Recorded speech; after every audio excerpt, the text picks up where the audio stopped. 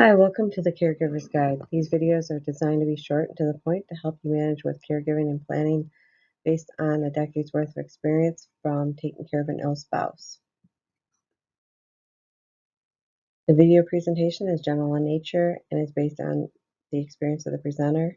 Please note that the information provided should not be taken for medical, legal, or financial advice and should not be a substitute for advice of appropriate qualified licensed practitioners of law, medicine, psychology, or financial planning.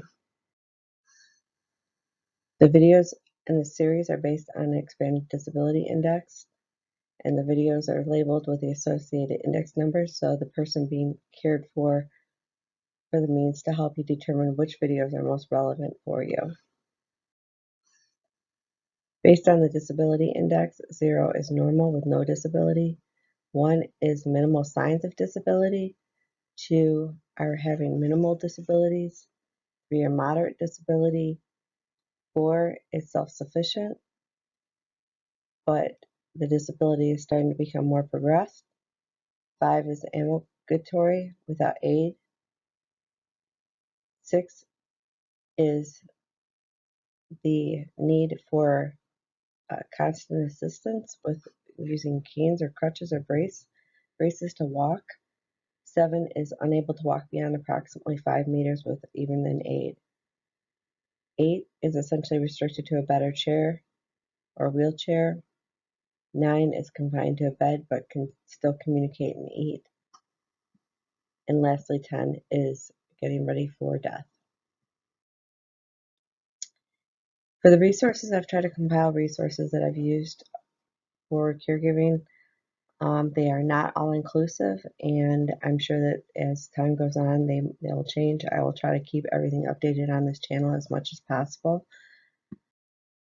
One of the things I wanted to really emphasize with these videos is timing and planning. So we always want to plan for things to get better and be positive. Things might stay the same for a long period of time depending on the type of disease that you're caring for, or who, the stage of their life. And then we always want to make sure that we plan for things to get worse. With that, I always revert back to a plan, do, check action sheet. We want to plan for the life changes. Nature throws us curves. And as we are in adulthood, it's just a matter of looking at our resilience and the ability to make the most of any given situation. So looking at the plans that we discussed, the next is to really execute.